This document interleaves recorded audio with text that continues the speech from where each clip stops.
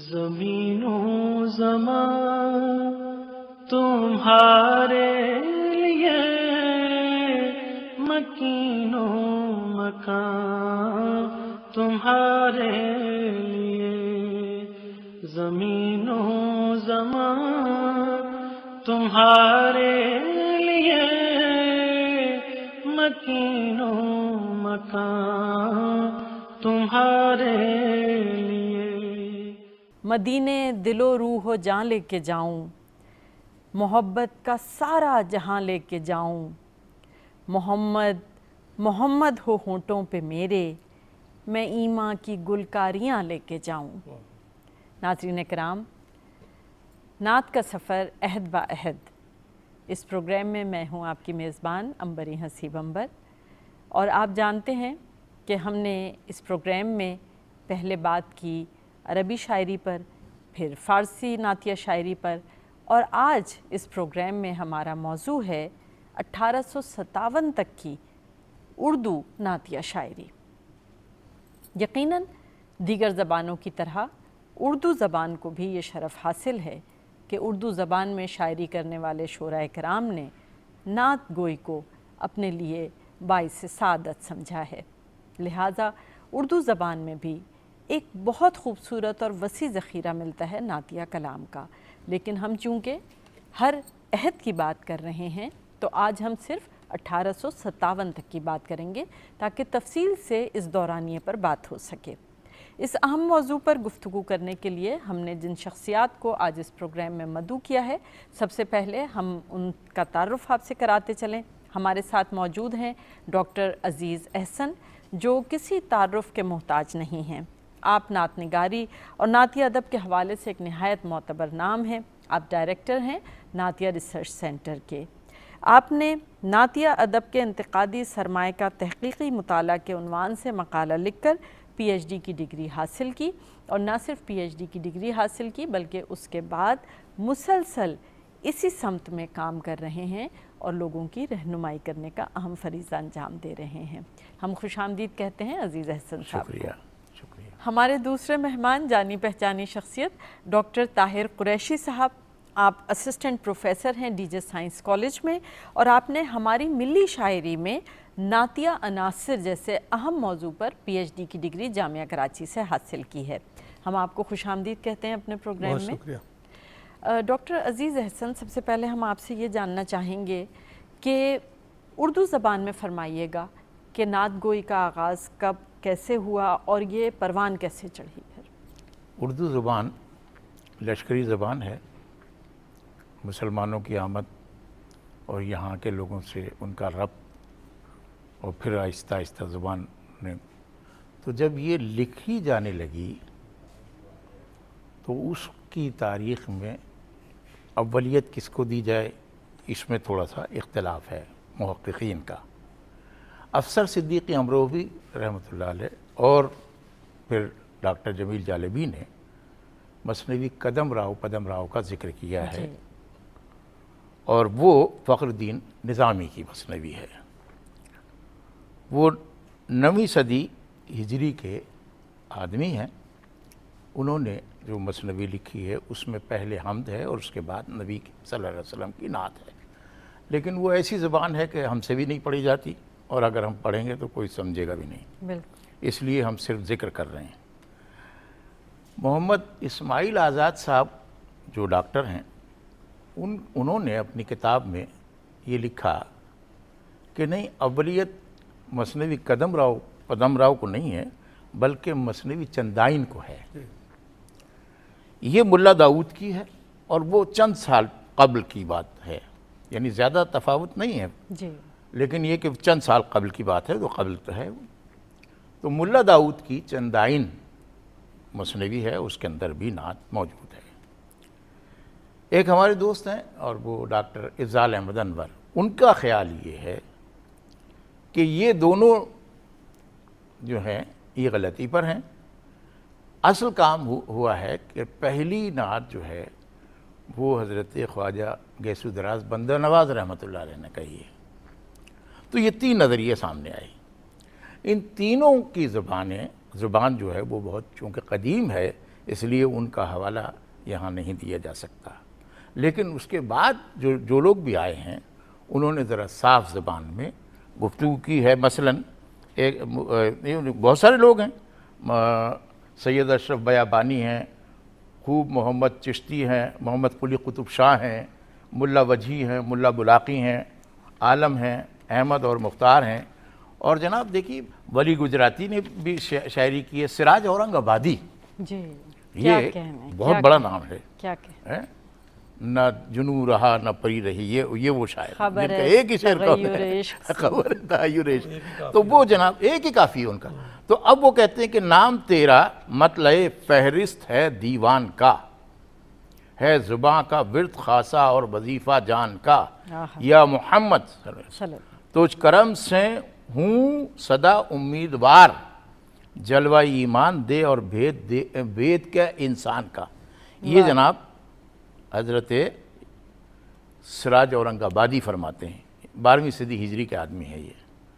اس کے بعد جناب بات آگے بڑھتی ہے, سودا بھی آ جاتے ہیں 12ویں صدی ہجری میں, میر تقی میر بھی آ جاتے ہیں. سودا کیا کہتا, دلا دریائے رحمت قطرہ ہے آب محمد کا, جو چاہے پاک ہو پیرو ہو اصحاب محمد کا. سبحان اللہ, کتنی بڑی بات کہی ہے, سبحان اللہ. اس نے وہاں پہنچا دیا جہاں حضور صلی اللہ علیہ وسلم نے فرمایا تھا کہ میرے صحابہ ستاروں کی طرح ہے, جس کی پیروی کرو گے ہدایت پا جاؤ گے. یہ وہ بات کہہ, جو چاہے پاک ہو پیرو ہو اصحاب محمد کا. میر تقی میر جو ظاہر ہے کہ وہ تو شاعر بہت بڑا شاعر ہے. اب جو وہ کہتا ہے رو ہوں شرم گناہ سے زار زار, بے عنایت کچھ نہیں اسلوب کار, دل کو جب ہوتا ہے آ کر استرار, زیر لب کہتا ہوں یہ میں بار بار, رحمت للعالمین یا رسول, ہم شفیع المذنبین یا رسول. سبحان اللہ. اس کے بعد جناب مولوی محمد باقر آغا آتے ہیں, شیخ قلندر بخش جرت آتے ہیں, انشاءاللہ خان نے تو کمال کر دیا نا, صلی اللہ نبی صلی اللہ نبینا صلی اللہ محمد, کتنی مشہور نعت ہے. اور وہ یہ جو مقبولیت کی بات ہے, کیا تو وہ آ گئے ہیں. اس کے بعد جناب انشاق ہیں, مصفی ہیں, ہر شاعر نے کچھ نہ کچھ کہا ہے. اب آپ نے چونکہ تحدید کر دی ہے 1857 تک, تو یہ بہت ہی مختصر دور ہوگا. لیکن اس میں شعراء کے وہ اشعار جو واقعتاً آج کی زبان میں سادہ ہوں وہ نہیں ملیں گے, وہ کم ملیں گے. بالکل. تو وہ بہرحال یہ کہ کیونکہ وہ فارسی آمیز اور عربی آمیز, دوسرے یہ کہ ابھی زبان تشکیل پا رہی ہے. بے شک. ڈاکٹر طاہر قریشی صاحب, ہم یہ جاننا چاہیں گے جو قدیم دور کے شعراء تھے ان کے بارے میں ذرا تفصیل سے بتائیے. وجہ وہی ہے کہ ہم یہ جاننا چاہتے ہیں کہ ابتدا میں جب نعت کہی جا رہی تھی تو کون سے ایسے موضوعات تھے, کون سے ایسے عناصر تھے جن کی وجہ سے اردو نعت گوئی کی مقبولیت میں کلیدی کردار ادا کیا ان چیزوں نے. ڈاکٹر طلحہ رضوی برق نے ایک بڑا شاندار جملہ کہا ہے کہ اردو شروع ہی سے مومنہ رہی ہے, کلمہ گو رہی ہے. اس زبان کے ساتھ یہ خاص ہے کہ جب شاعری کا آغاز ہوا تو حمد و نعت سے ہوا. تو جو اردو شاعری کا ابتدائی دور ہے وہی حمد کا بھی ابتدائی دور ہے, وہی نعت کا بھی ابتدائی دور ہے. یہ تو بات خود بخود ثابت ہو جاتی ہے. عزیز بھائی نے تو جو ابتدائی نمونے اس پہ تو روشنی ڈال دی, بالکل درست ہے. اس پر اختلاف موجود ہے کہ کون سی نعت پہلی ہے, کون سی کیا ہے. باقی ان کے بعد میں جو نعت پھر فروغ پانے لگی, جو قدما کا دور ہے, اس میں کئی نام ہیں. ابتدائی دور کے بعد میرا جی کا نام ہے, خوب محمد گجراتی کا نام ہے, مثل محمد ہوئے نہ کوئے, سب اس کی تفصیل سو ہوئے. سبحان اللہ. ملا وجیح ہیں, وہ کہتے ہیں محمد نبی ناؤ تیرا اہے, عرش کے اوپر چھاؤں تیرا اہے. یہ دور وہ ہے جیسے عزیز بھائی نے کہا کہ ابھی زبان تشکیلی مراحل سے گزر رہی ہے. اس میں عروض کی وہ سختیاں بھی نہیں ملیں گی, کچھ کہیں کمزوریاں ملیں گی, اور فارسی, عربی اور مقامی زبانوں کا جو اختلاط ہے وہ بھی ملے گا. تو آج کل کے لحاظ سے عزیز بھائی نے درست کہا, وہ کافی مشکل ہمیں محسوس ہوگی. لیکن جو ایسے اشعار ہیں جو ممکنہ طور پہ نسبتاً سمجھ میں آ سکتے ہیں. نصرتی اپنے دور کا بڑا شاعر ہے, تم ہی ہے شہنشاہ دنیا و دین, شجاعت کی ہے صف کا کرسی نشیں, محمد قلی قطب شاہ کا ذکر علیحدہ بھی ہونا ہے، وہ بھی سلطان تھے، بادشاہ تھے، اور پہلے صاحب دیوان شاعر جن کا کلیات موجود ہے اور انہوں نے نعتیں لکھی ہیں۔ اس میں محمد تھے اہے جگ میں سو خاکانی مجھے، بندہ نبی کا جم رہے ہستی ہے سلطانی مجھے۔ واہ، پھر بڑا نام آتا ہے سید میرا جی ہاشمی کا، یہ بہت سادہ زبان میں انہوں نے شعر کہا کہ نبیاں کا دادا ہے آدم نبی، واہ، نبیاں کا دادا ہے آدم نبی، کہ روحاں کا دادا ہے خاتم نبی۔ کیا کہنا۔ اور فتاحی ایک مشہور شاعر گزرے ہیں، مولود نامہ انہوں نے لکھا، اس کے آخر میں کہتے ہیں سو فتاحی مولود کو سب تمام، نبی پر ہزاروں سو بھیجا سلام۔ فراقی ایک بڑے اہم شاعر گزرے ہیں، ان کی زبان نسبتاً بہتر ہے، آج کل کے زبان سے بہت قریب ہے، بلکہ یہ جو شعر میں پڑھ رہا ہوں میرا خیال ہے سمجھ میں آ ہی جائے گا۔ مدینے میں اگر پیدا ہوا ہوتا تو کیا ہوتا، مدینے میں اگر پیدا ہوا ہوتا تو کیا ہوتا، محمد کی گلی بھیتر فنا ہوتا تو کیا ہوتا۔ کیا اب اس میں کون سی خاص بات ہے؟ ان کے علاوہ جو شعراء ہیں اس میں غواسی ہے، ابن نشاطی ہیں، سید بلاقی ہے، مختار ہیں، سراج اورنگ آبادی کا ذکر عزیز بھائی نے کر دیا ہے، مولانا محمد باقر آگاہ ہیں، نواز علی شیدا ہیں۔ اس دور کی شاعری کی جو موضوعات ہیں ان میں 3 چیزیں خاص اہم ہیں: مولود نامے، معراج نامے اور وفات نامے۔ ان پر بہت توجہ دی گئی، خاص طور پر معراج ناموں پر۔ یہ اس دور کا اپنا مخصوص رجحان تھا۔ یہ خاص طور پہ 3 سمتوں میں، ان میں زیادہ تر معجزات کا ذکر ہوتا تھا، شمائل و فضائل بیان ہوتے تھے جس سے عوام متاثر ہوں۔ تو یہ اس دور کا ایک مجموعی خاکہ آپ سمجھ لیجئے کہ اس دور میں زبان ابھی ترقی کر رہی ہے اور اسی طرح نعت بھی ترقی کر رہی ہے۔ اس دور کی نعت میں شعری محاسن نسبتاً کم ضرور ہیں، لیکن بہرحال ہیں، جذبے کی البتہ کمی نہیں ہے، اور جذبے کی کمی شاعر میں، آپ تو خود شاعر ہیں، آپ جانتی ہیں کہ ہونی بھی نہیں چاہیے، ورنہ پھر شاعر کس بات بے کا ہے۔ شک۔ ڈاکٹر عزیز احسن صاحب، جب ہم ابتدائی شعراء پر بات کرتے ہیں اردو کے، تو ظاہر ہے کہ محمد قلی قطب شاہ کا نام آتا ہے۔ اس حوالے سے بتائیے گا کہ ان کی شاعری میں ایسی کون سی خصوصیات ہیں جو آپ سمجھتے ہیں کہ ان کا ذکر کرنا بہت اہم ہے؟ اصل میں انہوں نے یہ پہلا بادشاہ ہے جس نے کہ باقاعدہ حضور اکرم صلی اللہ علیہ وسلم سے اپنی عقیدت کا اظہار کیا ہے، اور ان کے ہاں عقیدت جو ہے وہ حضور صلی اللہ علیہ وسلم کی عظمت کے حوالے سے ہے، ان کی آل کے حوالے سے ہے، یہ زیادہ ذکر ہے ان کے ہاں۔ بے شک۔ تو وہ بہرحال عقیدت کا اظہار ہے، اور وہ اس زمانے کی زبان جو بھی ہے انہوں نے اس میں بھرپور طریقے سے حضور اکرم صلی اللہ علیہ وسلم کا ذکر کیا ہے، اور اس میں حضور کی عظمت بھی ہے، اس میں معراج کا حوالہ بھی ہے، اس میں حضور صلی اللہ علیہ وسلم کی پیدائش یعنی مولود کا بھی ذکر ہے، اور حضور صلی اللہ علیہ وسلم کے ارد گرد خاص طور سے اولاد اور امجاد کا حوالہ زیادہ ہے، یہ ان کے ہاں ہے۔ تو یہی چیزیں آگے بڑھی ہیں، اور ظاہر ہے کہ پھر اس میں شفاعت طلبی بھی آ جاتی ہے۔ حضور صلی اللہ علیہ وسلم سے یہ بھی کہا جاتا ہے کہ حضور صلی اللہ علیہ وسلم میری شفاعت فرمائیے گا، اور امت کا احوال بھی کہیں کہیں اگر وہ پریشان حال ہوتے ہیں تو اپنا احوال بھی بیان کر دیتے ہیں۔ تو وہ عصری تقاضے ہوتے ہیں، عصری حیثیت جو ہے اس میں نظر آتی ہے۔ یہ کیا کہنا ہے ڈاکٹر طاہر قریشی صاحب، ذکر ہو رہا ہے ہمارے اردو زبان کے ابتدائی شعراء کا، اور کہا جاتا ہے کہ جو پہلے صاحب دیوان اردو شاعر ہیں وہ ولی دکنی ہیں۔ مفلسی سب بہار کھوتی ہے، مرد کا اعتبار کھوتی ہے۔ نعتیہ شاعری کے حوالے سے فرمائیے گا کہ ولی دکنی کا کیا کردار ہے نعتیہ شاعری کے فروغ میں؟ پہلے صاحب دیوان شاعر تو عزیز بھائی نے عرض کیا نا، وہ تو محمد قلی قطب شاہ ہیں۔ البتہ ولی دکنی کو اردو شاعری کا بابا آدم کہا جاتا ہے، اور یہ بات اچھی خاصی درست ہے، اور ان کی وجہ سے ان کا کارنامہ یہ ہے کہ انہوں نے جنوب اور شمال کو ملا دیا۔ یہ کارنامہ ہے، اگر وہ اپنا دیوان یہاں نہ لاتے تو کچھ لوگوں نے تو یہاں تک لکھا ہے کہ میر اور سودا بھی اس طرف راغب نہ ہوتے۔ یہ ان کا بڑا کام ہے، اور انہوں نے نعت کو بھی اپنایا، اگرچہ کم ہی اپنایا، لیکن بہرحال انہوں نے نعتیں کہیں، اور ان کی نعتوں میں ان کا جذبہ یہ محسوس ہوتا ہے کہ عشق رسول زندگی کا ماحصل ہے، اس کے بغیر کچھ بھی نہیں ہے۔ وہ شعر کہتے ہیں کہ ہم کو شفیع محشر وہ دیں پناہ بس ہے، ہم کو شفیع محشر وہ دی پناہ بس ہے، شرمندگی ہماری عذر گناہ بس ہے۔ آہا، وہ اپنا اعتراف بھی کر رہے ہیں اور شفاعت کے امیدوار بھی بن رہے ہیں، اور حق نے لولا کا لما حق میں محمد کے کہا، فنی محاسن آپ بہتر سمجھ رہی ہوں گی، حق نے لولا کا لما حق میں محمد کے کہا، سبحان ان سوا کون سے مرسل نے یہ رتبہ پایا۔ اللہ، واہ، واہ، یہ رتبہ واقعی کسی اور کا نہیں ہے، اور ڈاکٹر محمد اسماعیل آزاد نے ان کو نعت میں ایک مجدد کی حیثیت دی ہے کہ اگرچہ ان کا کام بہت بڑا نہیں ہے یا مقدار میں زیادہ نہیں ہے، لیکن سرور کائنات صلی اللہ علیہ وسلم سے بے پناہ عقیدت ہے۔ اور ایک اہم بات یہ ہے جو اس سے پہلے کے شعراء میں ذرا کم ہے، ولی سے پہلے کے شعراء جوش عقیدت میں بہت سارے مقامات پر حدود پار کر گئے ہیں، آہا، بے احتیاطی بہت ہوئی ہے، اور ولی سے ایسا نہیں ہوا۔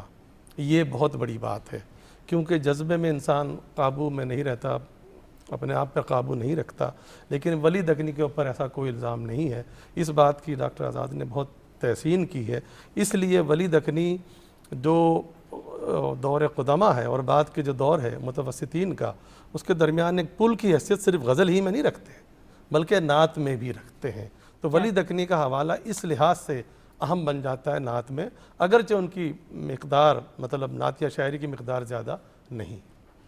یعنی مقدار سے نہیں، ہم ان کے کام سے جی، ان کو جی، ہم مانتے جی، ہیں جی، کہ انہوں نے ایسا کام کر دکھایا ہے کہ جی، جس کی وجہ سے اردو زبان کو بھی جی، اور نعتیہ شاعری کو بھی مزید فروغ بے حاصل ہوا۔ شک۔ ڈاکٹر عزیز احسن، ہم نے ابتدائی دور پر تو بات کر لی، اس کے بعد ظاہر ہے کہ ہم ذرا آگے بڑھتے ہیں تو متوسطین آ جاتے ہیں۔ اس دور میں کون کون سے ایسے شعراء ہیں جن کو ہم نعت گوئی کے حوالے سے اہم اور نمایاں قرار دیں گے؟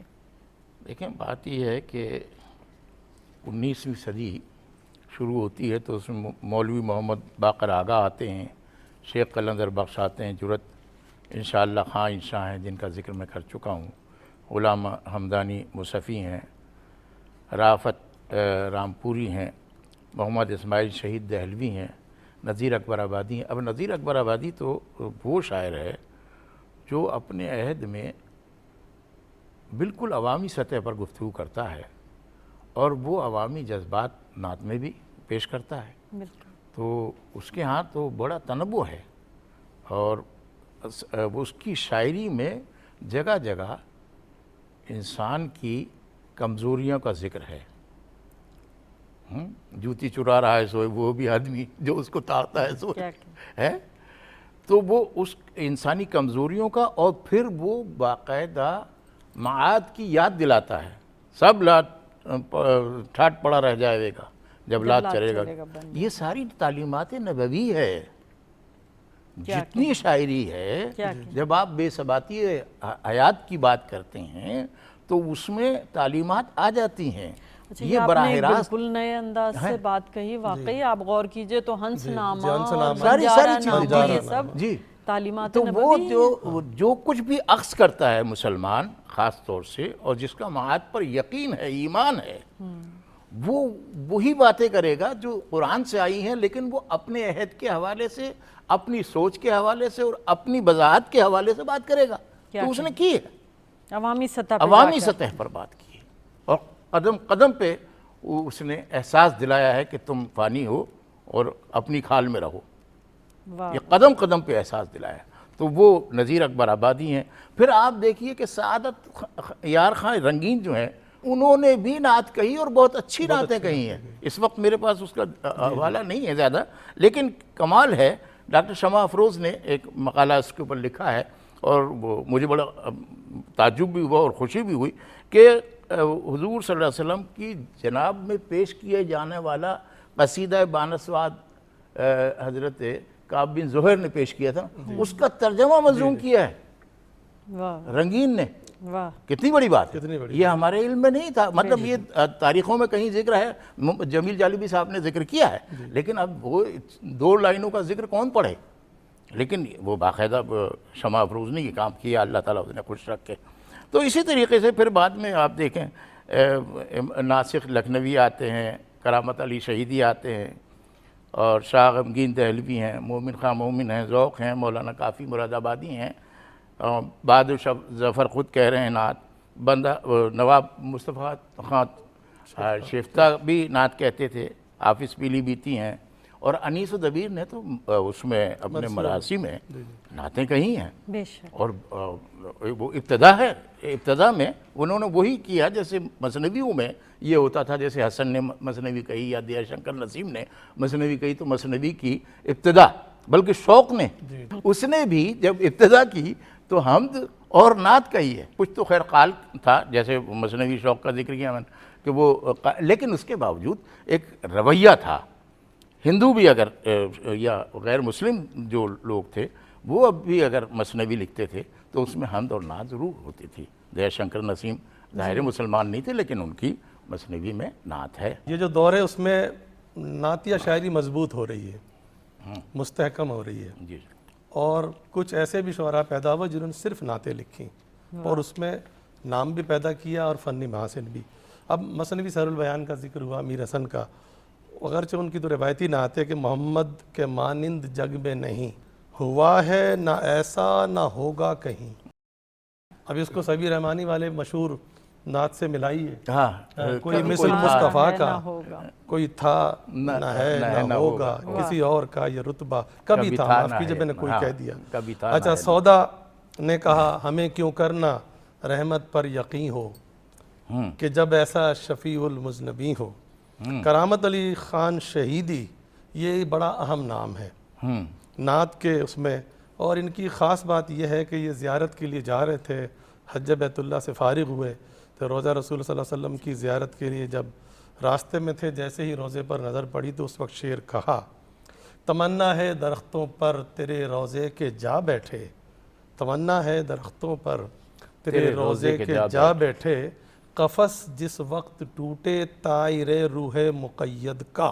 क्या और उसी वक्त उनकी रूह परवास कर गई, उनकी दुआ उसी वक्त कबूल हो गई। शेफ्ता के साथ थे ये। जी। फिर किफ़ायत अली मुरादाबादी जो काफ़ी से मशहूर हैं, जंग आज़ादी में हिस्सा लिया, फांसी की सज़ा हुई, जब फांसी की सज़ा के लिए जा रहे थे तो उनकी ज़बान पर ये अपनी ही नात थी जिसको वो फ़ख्रिया तौर पे पढ़ते जा रहे थे, कोई गुल बाकी रहेगा नए चमन रह जाएगा, पर रसूल अल्लाह का दीन हसन रह जाएगा। ये वो लोग हैं जिन्होंने सिर्फ नात कही है, ख़ास तौर पे काफ़ी और शहीदी ये नात कही है। फिर उस दौर में मोमिन मामला बंदी का बादशाह है, लेकिन जान मोहम्मद कुदसी की नात पर जो तज़मीन कही है वो बहुत बेमिसाल है।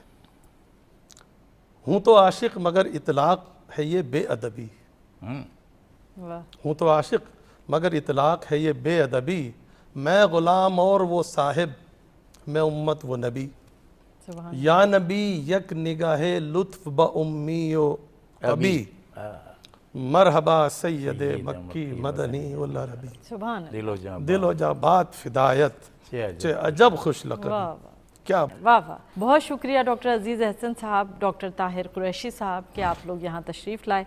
बहुत खूबसूरत, बहुत उम्दा गुफ्तगू हुई। यकीनन हमारे नाजरीन ने भी बहुत कुछ सुना और सीखा होगा। नाजरीन कराम, इसके साथ ही हमारा आज का ये प्रोग्राम जो उर्दू ज़बान में नात गोई की इब्तिदा से 1857 तक के अहद पर मुश्तमिल था, अपने इख्तिताम को पहुँचा। अब हम अगले प्रोग्राम में इससे आगे के अहद पर बात करेंगे। तब तक के लिए अपनी मेज़बान अंबरी हसीब अंबर को इजाज़त दीजिए। अल्लाह हाफ़िज़। ज़मीनो ज़मान तुम्हारे लिए, मकीनो मकान तुम्हारे लिए, ज़मीनो ज़मान तुम्हारे लिए, मकीनो मकान तुम्हारे